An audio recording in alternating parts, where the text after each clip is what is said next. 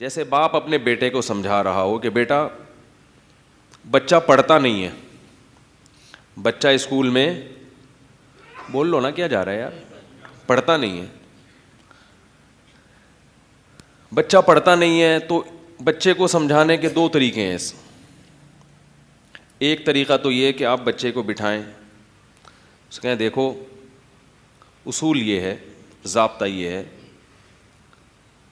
کہ ملازمت کرنے کے لیے, اچھی جاب کے لیے ایجوکیشن کا ہونا ضروری ہے, اور اچھی ایجوکیشن کے لیے محنت کا ہونا ضروری ہے, اور محنت کے لیے دوستیوں کا ختم کرنا, گلی ڈنڈا کھیلنا, بنٹے کھیلنا, لٹو کا کھیلنا, ہر وقت لیپ ٹاپ پہ ویڈیو گیم کھیلنا, ان چیزوں سے اجتناب بہت ضروری ہے.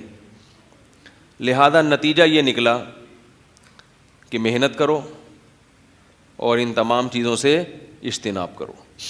دلیل سے آپ نے بچے کے سامنے واضح کر لیا, لیکن بچے کو سمجھ نظریہ تو درست ہو جائے گا کہ بھائی ایسا ہونا چاہیے, لیکن محض اس تقریر سے بچہ محنت پر آمادہ نہیں ہوگا.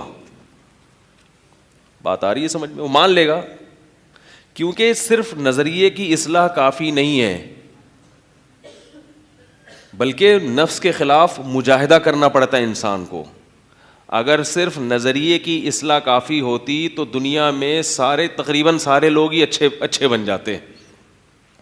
ڈاکٹر بتاتے رہتے ہیں نا, سگریٹ کا یہ نقصان, گٹکے کا یہ نقصان, پان کا یہ نقصان, چائے کا یہ نقصان, تو چھوڑتے ہیں, خود ڈاکٹر پی رہا ہوگا. تو کسی کے نظریے کی اصلاح کرنا محض وہ ایک الگ طریقہ ہوتا ہے, اور اس صحیح راستے پر ابھارنا, اس کی یعنی اس میں ایسا جوش پیدا کر دینا کہ وہ اس کے لیے تیار ہو جائے, یہ بالکل ایک الگ انداز ہے اس کا. تو الحمد سے لے کے والناس تک قرآن مجید کا جو انداز بیان ہے وہ محض عقیدے اور نظریے کی اصلاح والا نہیں ہے کہ 2 اور 2 4 2 + 2 = 4, یہ والا نہیں ہے, بلکہ وہ ایسا ہے کہ آپ کا ضمیر آپ کو ملامت کرنا شروع کر دے اور آپ سیدھے راستے پر آنے کی فکر میں لگ جائیں. تو اب یہی باپ اگر یہ چاہے گا کہ میرا بچہ سیدھے راستے پر آ جائے, تو پھر باپ کے سمجھانے کا اسٹائل تھوڑا سا ڈیفرنٹ ہوگا. انگلش ٹھیک ہے, اور یہ میرا بھی اسٹائل تھوڑا سا ڈیفرنٹ اسی لیے تاکہ میں بھی آپ کو کیا کروں, سمجھا دوں. ورنہ یہی بات اگر میں سادہ انداز میں جو 2 اور 2 4 کی طرح کہوں تو آپ بور ہو کے چلے جائیں گے. تو ہم بھی یہ چاہتے ہیں کہ بات آپ کے دل میں اتر جائے, اس لیے ہم نے بھی تھوڑا سا ڈیفرنٹ اسٹائل اختیار کیا ہے. تو ابا جو ہے نا وہ الگ انداز سے سمجھائے گا بیٹے کو, بولے گا دیکھو بیٹا محنت نہیں کی بڑا نقصان ہوتا ہے, فلاں کے بچے کو دیکھو کیا حال ہوا اس کا. مثالیں زیادہ دے گا, تھیوری کم پیش کرے گا. فلاں کو جانتا ہے, اس نے کیا کیا, دیکھ وہ تیرا بڑا بھائی ہے, چھولے بیچ رہا ہے آج کل اس کو دیکھ جا کے. کیونکہ آپ کو پتہ ہے کہ بچے کو اتنی بات تو معلوم ہے کہ محنت نہ کرنے کا نقصان ہوتا ہے, مگر یہ دل میں نہیں اتر رہی اس کے. تو آپ مثالیں زیادہ دو گے, تھیوری کم پیش کرو گے, نظریات کم پیش کرو گے اس کے سامنے.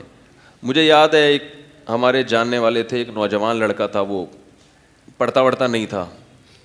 ایک دن ہمارے گھر میں آیا, میرے والد صاحب اس کو بٹھا رہے تھے, تو اس کو کہنے لگے کیا بھائی تیرا کنویں کھودنے کا ارادہ ہے مستقبل میں؟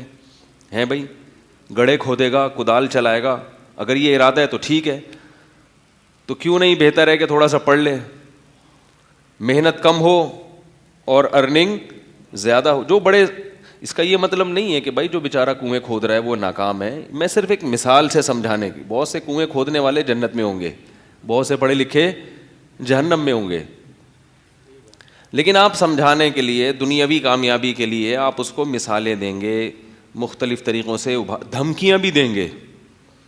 آپ اس کو لیں گے بیٹا دیکھ آج تو نے اسکول سے چھٹی کر لی, میں نے برداشت کر لیا, کل اگر چھٹی کی نا تو یہ دیکھ رہا ہے, ایسے کہتے ہیں نا, یہ دیکھ رہا ہے, یہ 5 انگلیاں تیرے منہ پہ چھاپ دوں گا میں.